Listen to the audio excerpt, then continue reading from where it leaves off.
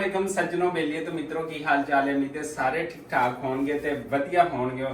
ते जनाब अस्सी विलेज दा तुहानू पता सारे वीडियो बनाते, लेकिन अज एक नवी चीज़ साडे हत्थे लगी, मैं क्या तुहाडे नाल जिहड़ा ना शेयर करना चाहिए। ते बच्चे ने इन्होंने प्रोजेक्ट जिहड़ा तैयार किया है ते अज मैं ये भुल गया कि लहंदा पंजाब ते चढ़दा पंजाब ये तो बहुत जरूरी हैगा वा। ते लहंदे पंजाब ते चढ़दे पंजाब नूं सारिआं नूं बहुत सारा प्यार हो गया ना बच्चों की तरफों भी।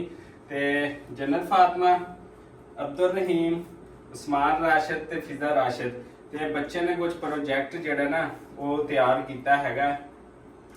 ਇਹਦੇ ਵਿੱਚ समझ लो कि 14 अगस्त का भी पैगाम हैगा कि ਜਿਹੜੇ ਬਾਜੇ ਲੈ ਕੇ ਪਾਂਬਾ ਸਾਰਾ ਦਿਨ ਕਰਦੇ ਪਏ ਹੁੰਦੇ ਨੇ ਉਹਨਾਂ ਵਾਸਤੇ ਇਸ ਪ੍ਰੋਜੈਕਟ ਦੇ ਹਵਾਲੇ ਨਾਲ ਬਹੁਤ ਅੱਛਾ ਮੈਸੇਜ ਹੈਗਾ।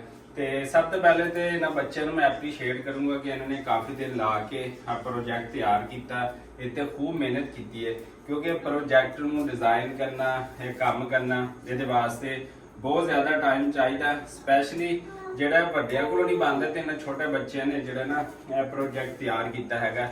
ਤੇ ਇਹਦੇ ਵਿੱਚ ਸਭ ਤੋਂ ਜਿਹੜਾ ਅਹਿਮ ਮੈਸੇਜ ਹੈਗਾ ਨਾ ਇਸ ਪ੍ਰੋਜੈਕਟ ਦੇ ਵਿੱਚ ਹੈਗਾ ਕਿ ਇਹ ਵੇਖੋ 에ਅਰ ਪਾਪੂਲੇਸ਼ਨ ਦੇ ਹਵਾਲੇ ਨਾਲ ਇਹ ਜਿਹੜਾ ਇਹਨਾਂ ਨੇ ਤਿਆਰ ਕੀਤਾ ਕਿ ਫੈਕਟਰੀਆਂ ਲੱਗੀਆਂ ਨੇ, ਧੂਆਂ ਹੈ ਹਰ ਪਾਸੇ। ਇਹ ਧੂਏ ਦੀ ਵਜ੍ਹਾ ਤੋਂ ਜਿਹੜਾ ਹੈਗਾ ਫਜ਼ਾਈ ਆਲੂਦਗੀ ਜਿਹੜੀ ਹੈ ਫੈਲਦੀ ਪਈ ਹੈ ਤੇ ਇਹਨੂੰ ਅਸੀਂ ਕਿਸ ਤਰ੍ਹਾਂ ਜਿਹੜਾ ਕੰਟਰੋਲ ਕਰ ਸਕਦੇ। ਦੇਖੋ ਪੂਰਾ ਦੇਖੋ ਪ੍ਰੋਜੈਕਟ ਇਹ ਉੱਤੇ ਲੰਬਾ ਇਹਦੇ ਲੱਗੀਆਂ ਫੈਕਟਰੀ ਏਰੀਆ ਹੈ ਸਾਰਾ, ਤੇ ਇਹਦੇ ਨਾਲ ਕਾਰਾਂ ਚੱਲਦੀਆਂ ਪਈਆਂ ਨੇ, ਰੋਡ ਹੈਗਾ ਤੇ ਇਹ ਸਾਰਾ ਹਿੱਸਾ ਜਿਹੜਾ ਹੈ ਇਹ ਫੈਕਟਰੀ ਦਾ ਏਰੀਆ। ਇਹ ਧੂਆਂ ਜਿਹੜਾ ਉੱਥੋਂ ਉੱਠਦਾ ਪਿਆ ਹੈ ਤੇ ਇਹ ਸਾਡੀ ਜਿਹੜੀ ਫਿਜ਼ਾ ਹੈਗੀ ਆ ਉਹਨੂੰ ਆਲੂਦਾ ਕਰਦਾ ਪਿਆ। ਤੇ ਉਹਦੇ ਨਾਲ ਨਾਲ ਉਹਦਾ ਦੂਸਰਾ ਹਿੱਸਾ ਵੀ ਤਿਆਰ ਕੀਤਾ ਹੈ।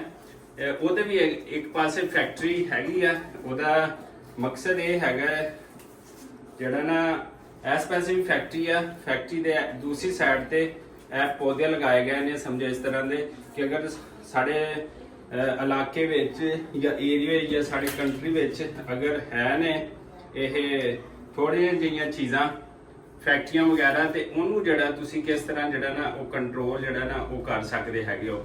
ਤੇ ਇਹ ਫੈਕਟਰੀ ਏਰੀਆ ਹੈਗਾ ਤੇ ਇਧਰਲੇ ਪਾਸੇ ਪੌਦੇ ਲਾਏ ਹੋਣਗੇ ਕਿ ਅਗਰ ਧੂਆਂ ਬਹੁਤ ਜ਼ਿਆਦਾ ਹੈਗਾ ਵਾ ਜਾਂ ਜਿਸ ਤਰ੍ਹਾਂ ਫਿਜ਼ਾਈ ਆਲੂਦਗੀ ਹੈ ਜਾਂ ਗਰਮੀ ਬਹੁਤ ਜ਼ਿਆਦਾ ਪੈ ਰਹੀ ਹੈ ਤੇ ਸਾਨੂੰ ਜ਼ਿਆਦਾ ਤੋਂ ਜ਼ਿਆਦਾ ਜਿਹੜੇ ਨਾ ਉਹ ਦਰਖਤ ਲਾਣੇ ਚਾਹੀਦੇ ਨੇ। ਇਹ ਦੇਖੋ ਬੱਚਿਆਂ ਨੇ ਬਣਾਇਆ ਤੇ ਫਿਰ ਬੱਚੇ ਸ਼ੌਕ ਨਾਲ ਤੋੜਦੇ ਵੀ ਪਏ ਨੇ। ਤੇ ਇਹ ਦੇਖੋ ਇਹ ਬਹੁਤ ਇੱਕ ਅੱਛੇ ਤਰੀਕੇ ਨਾਲ 14 ਅਗਸਤ ਦੇ ਹਵਾਲੇ ਨਾਲ ਇਹਨਾਂ ਨੇ ਤਿਆਰ ਕੀਤਾ ਹੈ ਤੇ ਬਕਾਇਦਾ ਇਹਨਾਂ ਨੇ ਸਕੂਲ ਲੈ ਕੇ ਜਾਣਾ ਹੈ। ਇਹ ਕੁਝ ਨਾਲ ਇਹਨਾਂ ਦੇ ਦੋਨੇ ਰਾਈਟ ਤੇ ਲੈਫਟ ਸਾਈਡ ਤੇ ਦੇਖ ਸਕਦੇ ਹੋ ਕਿ ਸਾਇੰਸ ਦਾ ਵੀ ਇੱਕ ਪ੍ਰੋਜੈਕਟ ਜਿਹੜਾ ਨਾ ਉਹ ਤਿਆਰ ਕੀਤਾ ਹੈਗਾ।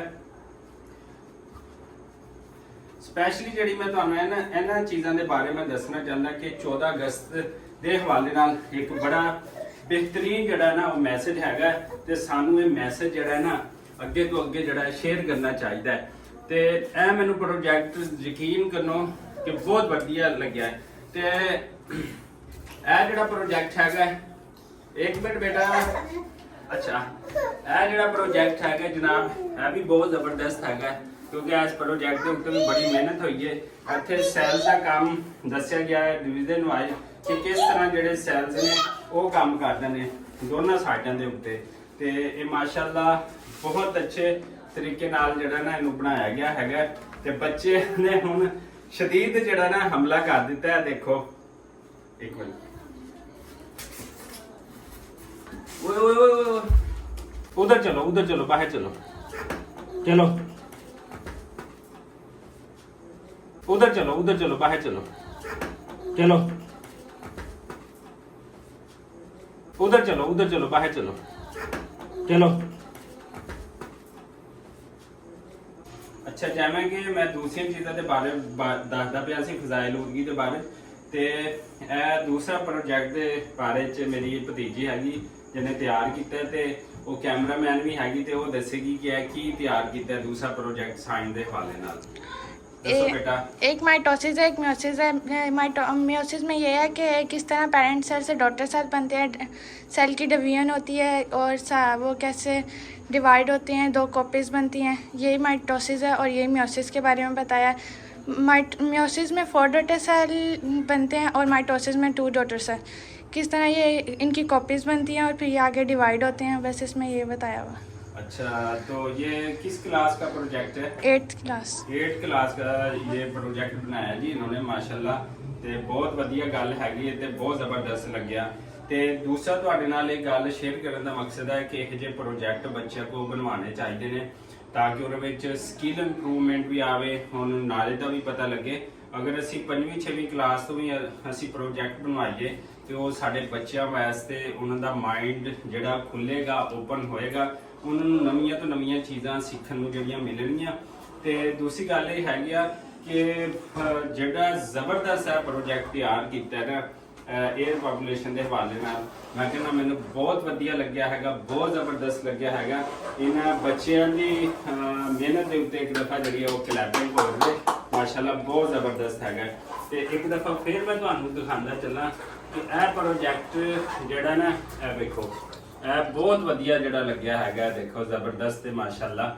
ਤੇ ਇਹਦੇ ਨਾਲ ਨਾਲ ਇੱਕ ਹੋਰ ਵੀ ਗੱਲ ਦੀ ਦੱਸਿਆ, ਬੱਚਿਆਂ ਦੀ ਮਿਹਨਤ ਸੀ ਤੇ ਸਾਡੀ ਜਿਹੜੀ ਮਿਸਿਸ ਹੈ ਉਹਨੇ ਵੀ ਜਿਹੜਾ ਹੈ ਇਹਦੇ ਵਿੱਚ ਕੰਟਰੀਬਿਊਟ ਕੀਤਾ ਹੈ, ਬੇਗਮ ਸਾਡੀ ਨੇ, ਤੇ ਉਹਨੇ ਵੀ ਸਾਡੇ ਨਾਲ ਹੈਲਪ ਕੀਤੀ ਇਹਨਾਂ ਬੱਚਿਆਂ ਦੀ ਮਾਸ਼ਾਅੱਲਾ ਅੱਛੇ ਤਰੀਕੇ ਨਾਲ। ਤੇ ਇਹ ਦੇਖੋ ਗ੍ਰੀਨ ਪੌਦੇ ਲੱਗੇ ਨੇ, ਉਹਦੇ ਫੈਕਟਰੀ ਏਰੀਆ ਹੈਗਾ ਤੇ ਇਹ ਜ਼ਬਰਦਸਤ ਹੋ ਗਿਆ ਤੇ ਸਾਨੂੰ ਨਾਲ ਨਾਲ ਪਸੀਨਾ ਵੀ ਬੜਾ ਆ ਗਿਆ। ਜਿਹੜੀ ਹੈ ਨਾ ਪੱਖਾ ਅਗਰ ਚਲਾਉਣੇ ਸ਼ੋਰ ਆਏਗਾ ਫਿਰ ਤੁਹਾਨੂੰ ਵੀਡੀਓ ਦੇਖਣ ਦਾ ਮਜ਼ਾ ਨਹੀਂ ਆਏਗਾ। ਤੇ 14 ਅਗਸਤ ਦੇ ਹਵਾਲੇ ਨਾਲ ਜ਼ਬਰਦਸਤ ਤੇ ਬੱਚਿਆਂ ਦੇ ਹਵਾਲੇ ਨਾਲ ਜਿਹੜਾ ਜ਼ਬਰਦਸਤ ਹੈਗਾ ਕਿ ਉਹਨਾਂ ਨੂੰ ਜਿਹੜਾ ਇਹਨਾਂ ਚੀਜ਼ਾਂ ਦੇ ਉੱਤੇ ਕੰਮ ਕਰਵਾਉਣਾ ਚਾਹੀਦਾ ਹੈ। ਇਸੇ ਦੁਆ ਉਮੀਦ ਦੇ ਨਾਲ ਜਿੱਥੇ ਰਹੋ ਖੁਸ਼ ਰਹੋ, ਸਾਨੂੰ ਦੇ ਇਜਾਜ਼ਤ, ਅੱਲਾ ਨਿਗਹਿਬਾਨ।